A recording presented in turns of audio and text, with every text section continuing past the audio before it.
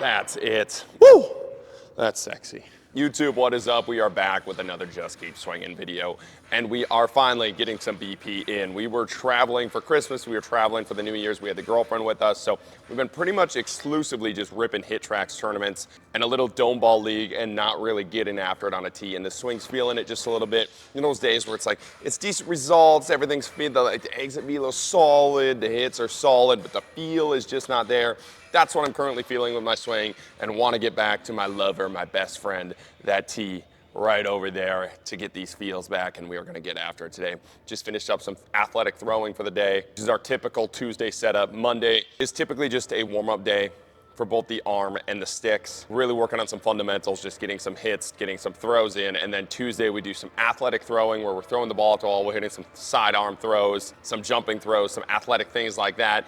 And it's our first real BP day of the week. Tomorrow we will do some exit velo testing, and we also have HitTrax tomorrow. Thursday we'll get another solid BP session, probably do a little bit of long toss. And Friday's been typically our max pull down days for the throw, so that's kind of our weekly BP and throwing setup right now. We just finished up the athletic throwing part of it. We're gonna get to the tee. We're gonna get after this session. We're gonna work on a couple things and get our feel back. Let's go. So we're just gonna start today off with these closed stance, no stride, curry lookbacks. I think a lot of times when you're struggling with a feel, or even if it's not just a feel, like you're just struggling with your swing, couple things you need to focus on right away. The first and foremost is, what's your pitch selection? Are you looking at the ball? If you are not looking at the ball and your pitch selection sucks, which are two very simple things, but they're so simple that most people overlook them and they try to do a bunch of drills and they try to do a bunch of things to fix other things. It's like you're not looking at the ball or you're swinging at bad pitches. If you're doing those two things, your swing's gonna feel like shit, the result's gonna feel like shit, right?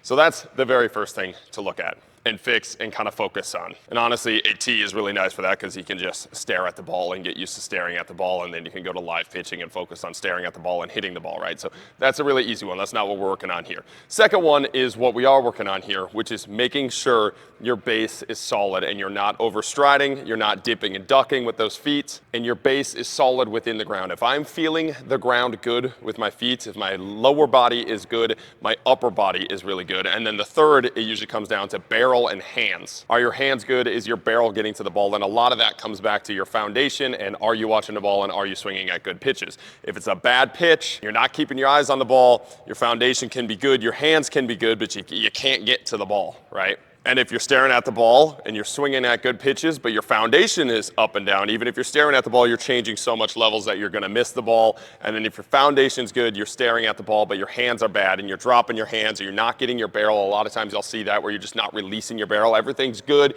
you're swinging, but you're catching the barrel here, you're never actually extending and getting that barrel out there. That's gonna be a bad result as well. So those are the three things I kind of focus on. But right now I just want to start, and this is how I like to start a lot of my BP sessions, just closed stance, no stride, curry lookbacks. The curry lookback forces me to get that barrel through, starting from the base.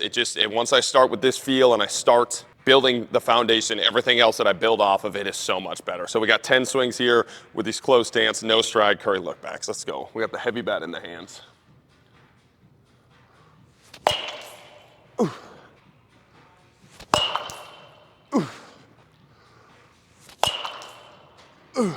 Went a little too far away from that ball. I was trying to get that barrel out there a little bit more, but with the no stride, I got to go a little bit closer, force that barrel through.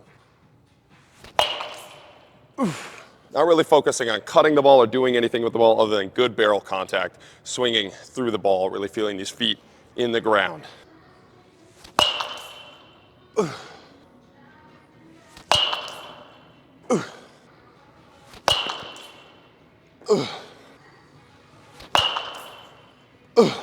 Last ball here.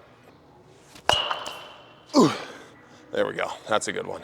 All right, we get to our next drill here. Take a little break, get a little drink of water. It's early in the morning here.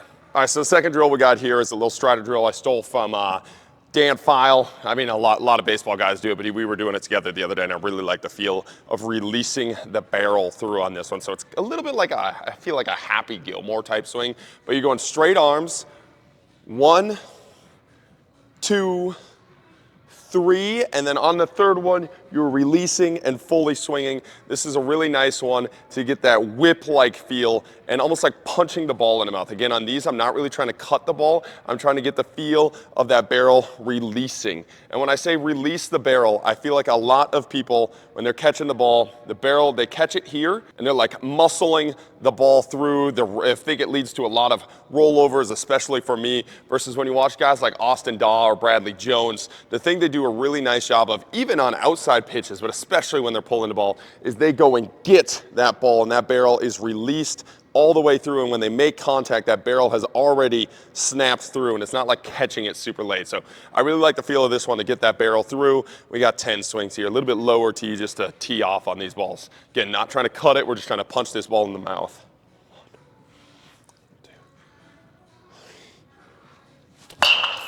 2. Ooh, it's crispy. Ooh. Such a fluid swing. I think this one like makes the swing a little bit more athletic, a little bit more dynamic, and can fix a lot of people's barrel paths without having to like get them. Especially when you start to work with somebody on their swing. They're so tense, they're trying to fix so many things. And I think the more athletic and the more fluid you can make their swing, the more you can get them that feel of the releasing the barrel, and you just free them up to let the body do what it's supposed to do. Oh, there we go. Oh, that ball's mashed. Should be my home run swing off a tee. If there was a derby off a tee, this is definitely what I'd do. A couple more here. Oh. Oh.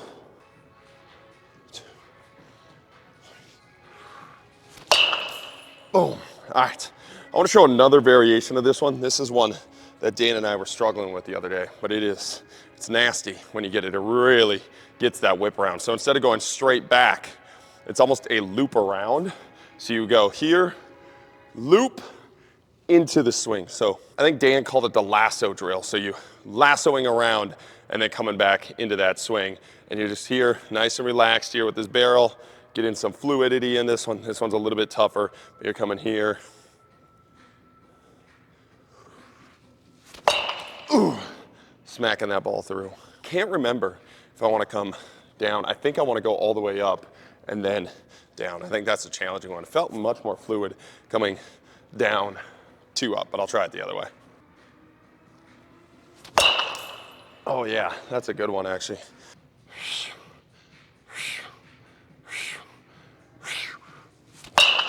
There it is, that's crispy. 2 more.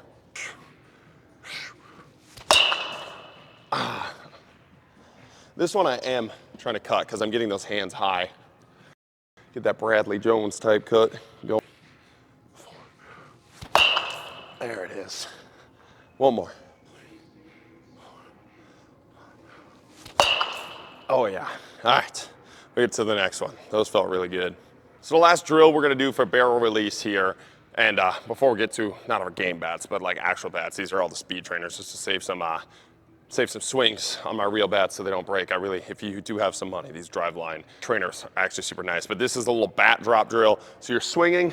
As soon as you swing, your goal is to drop the bat right behind you. This one is one that lets me feel nice and athletic, nice and fluid through my swing, and it really gets the barrel to release. And there's something about this feel that gets you to feel like you're exploding through that ball. So we're using a light bat here, a couple swings on this one, and then we'll get to the real bats. Ooh. This one is a little forced for me.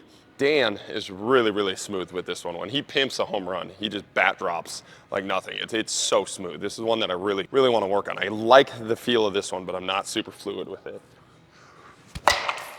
Ooh.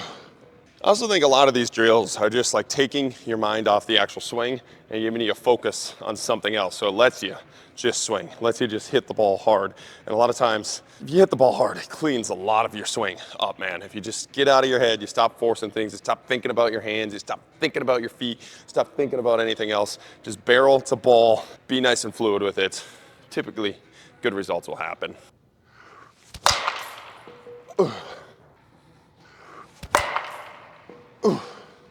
Well, on top of that one. Still haven't missed barrel yet, though. That was a good sign. Yesterday was not a good field day. I was not feeling the sticks. It was a good little rust breaker day, which is why on days when you're not feeling good, it's still worth it to take that tee out and work on it so that the next day can be better. So that today is not the rusty day, but yesterday was a rusty ass day. Oh, that ball smacked. Let's go 2 more here. Oh yeah, that barrel is being delivered right now. Oh, yeah, all right, so that was a good freaking round.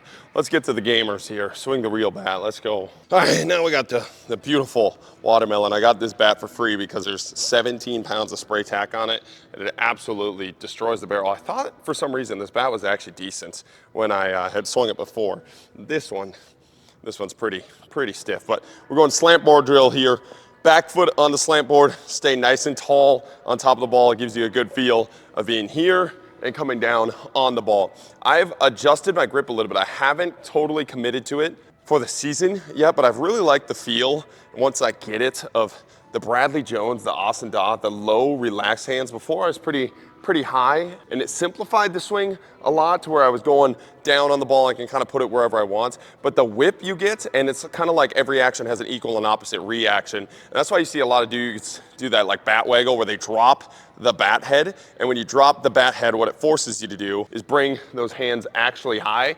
And I was catching myself, if I had to be patient on a pitch or wait for something with the hands high, it was almost like a fatigue, like my hands would be high, and then as I would start to swing, I would start to drift. And with this lower hand placement, when I'm here, as I'm starting to swing, I'm coming up, and there's really no time to drift. I have not mastered the timing of it yet, but I really like the feel of the cut swing with this low hands, and I kind of see why a lot of those guys, Bradley Jones, Austin Dock, kind of do it. And I think that's another good piece of advice is like, it's not necessarily copying other people's swings, because there are people that can do things that you can't do. And I think like Kyle Pearson's a good example of that for me with that massive leg kick. That's just not something that my legs do a very great job of. I think I got a little bit shorter legs, longer torso. I'm 6'2", and most of it is in my torso. So if I try that big leg kick with my short little legs, it just doesn't lead to a great result for me. But Austin Daw, Bradley Jones, a little bit more my size. I shouldn't say that, I don't really know what their size is, but just looking at them. And I kind of like mimicking and just studying guys that look like me and I feel like could have a similar swing as me,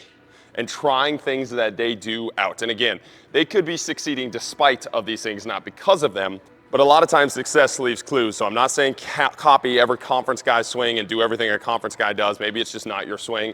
But the low hands has been a really nice feel for me. Kind of just copied it directly from them, and it makes sense intuitively that having low hands forces you to actually have high hands with the equal opposite reaction. I'm not drifting as much. So we're gonna try this drill here. We got 10 of them. Let's go. Ooh. I think I bumped this tee up just a little bit.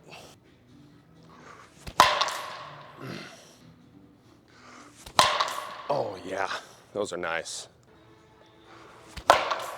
Ooh. Ooh. Yeah, nice and compact today. That's feeling good. Wish you guys could have saw the swings yesterday. They were not nearly as good. Ooh. There we go. 2 more here.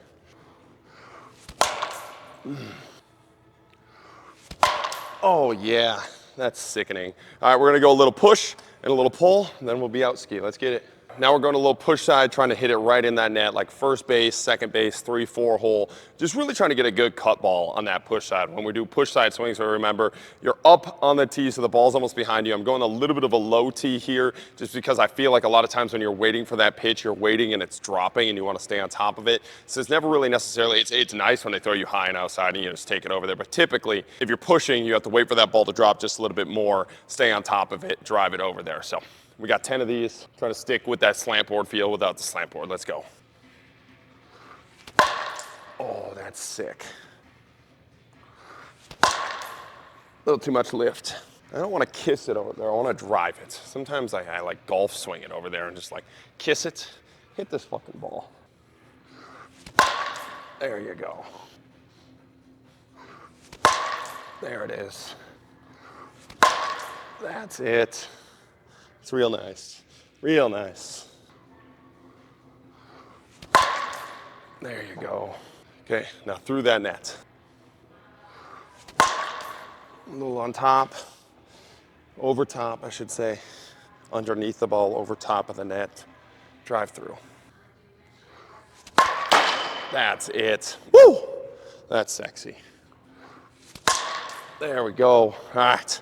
Finish up with a pull side round and get out of here. Now our last one, and we're going pull side. On the pull side, it's gonna be inside. I'm gonna go a little bit farther back. Really emphasize that like Bradley Jones. Big reach, big extend, get that barrel out there, catch that ball way out in front. That's something I really struggle on that pull side ball. I have a tendency of letting that ball just get a little bit deeper, which is why I like going right center middle, because it's much easier to do with a ball that's a little bit more on your hands, and I like to trust my quick hands and getting that through. But if I really want to go pull side, I have to trigger a little bit earlier.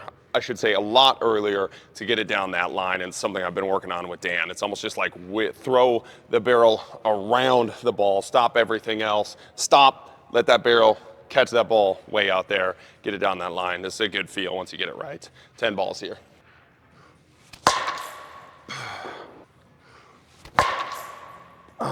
Too much lift though. Catching everything on the handle. That's exactly what we don't want to do. I'm not releasing the barrel, catching it here and then getting it through. I want to catch it there, get those hands all the way through, snap. Let's go. Restart here, get after this drill. That's it. Good focus. There you go. When I'm doing this off the tee, I'm thinking about hitting here, like getting that barrel wrapped around and getting it there. I'm not really thinking about centering it up, which is a little bit of a different feel where I feel like everything I want to center up, get that barrel here. I'm actually thinking about here and then finishing the swing there. Seems simple, but it's something I struggle with. That's a good feel. There we go. Yes. Dan talked about this in a previous video, but it's kind of like a clock. It's like if you want to push, it's barrel here, push, push, push, and it's all the way around the clock. Just wherever that barrel is finishing, it's based off your trigger point and where that barrel's going. So you want to push, barrel here. You want to go a little bit more middle, barrel's here. That's probably 3-4 hole. Push down the first baseline is probably here. 3-4 hole, middle, front side middle, 5-6, third baseline all the way through. But you think about it like a clock all the way through. And the clock right now to get it down to third baseline is here that way. Intuitively makes sense, but I've never thought about it that way. A couple more balls here. Yes.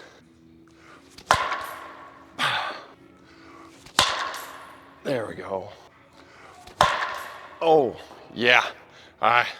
Those some good feels today. Much better than yesterday. Appreciate you guys watching. Just keep swinging, baby. We'll be back tomorrow with an exit velo day. Let's go.